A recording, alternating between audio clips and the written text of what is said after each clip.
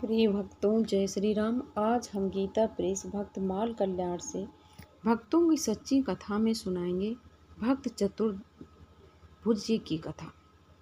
भगवती नर्मदा के पवित्र तट पर गोंडवाना प्रदेश में भक्त चतुर्भुज जी का जन्म हुआ था। उस प्रदेश में जनता काली जी की उपासना करती थी और पशु बलि से देवी को प्रसन्न करने में ही अपनी समस्त साधना और उपासना की फल सिद्धि समझती थे। भयंकर पशु बलि ने भक्त चतुर्भुज के सीधे साधे हृदय को क्षुब्ध कर दिया। वे परम भागवत थे। उन्होंने धीरे धीरे लोगों में भगवान की भक्ति का प्रचार करना प्रारंभ किया।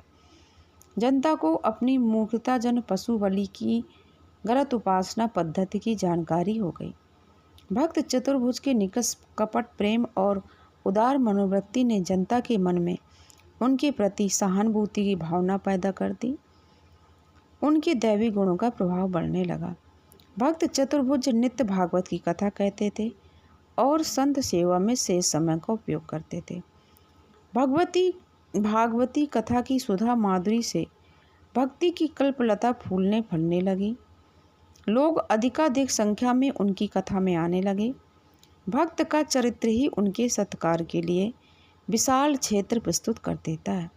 वे अपने प्रचार का ढिंढोरा नहीं पीटा करते। एक समय इनकी कथा में एक उचक्का चोर आया। उसके पास चोरी का धन था। सौभाग्य से उसमें वह व्यक्ति भी उपस्थित था जिसके घर उसने चोरी की थी।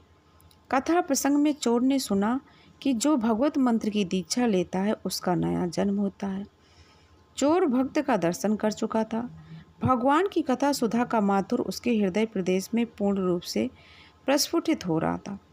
चोरी के कुत्सित कम से उसका सहजी उद्धार होने का समय निकट था।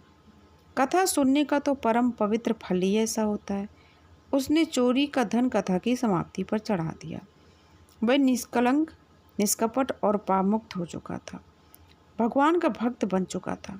धनी व्यक्ति ने उसे पकड़ लिया, उस पर चोरी का आरोप लगाया, पर उसका तो वास्तव में नया जन्म हो चुका था। उसने हाथ में जलता फायर लेकर कहा कि इस जन्म में मैंने कुछ नहीं चुराया। बात ठीक ही थी। अभी कुछ ही देर पहले उसने नया जन्म मिला था। धनी व्यक्ति बहुत ही लज्जित हुआ। राजा ने संत पर चोरी का आरोप लगाने के अपराध में धनी को मरवा डालना चाहा, पर संत तो परहित चिंतन की साधना में रहते। चोर ने जो पूर्ण संत हो चुका था सारी बात स्पष्ट कर दी। भक्त चतुर्भुज की कथा का प्रभाव उस पर ऐसा पड़ा कि धनी व्यक्ति को दंडित होते देख उसके नयनों से अश्रुपात होने लगा।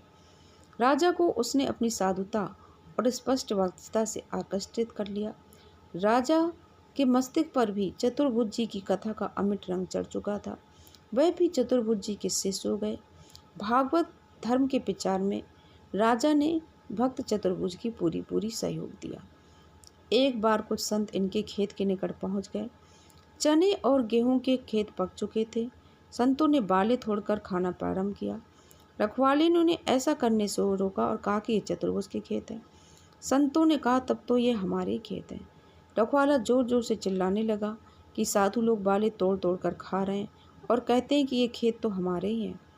भक्त चतुर्भुज के कान में ये रहस्यमयी मधुर बात पड़ रही थी कि उनके रोम रोम में आनंद का महासागर उमड़ आया। उन्होंने अपने सौभाग्य की सराहना की कि आज संतों ने मुझको अपना लिया, मेरी वस्तु को अपनाकर मेरी जन्म जन्म की साधना सफल कर दी। उनके नेत्रों में प्रेम के आंसू छा गए। वे गुड़ तथा कुछ मिष्ठान लेकर खेत की ओर चल पड़े। संतों की चरण धूलि मस्तक चढ़ाकर अपनी भक्ति निष्ठा का सिंदूर इन्होंने अमर कर लिया। बोलिए जय श्री राम।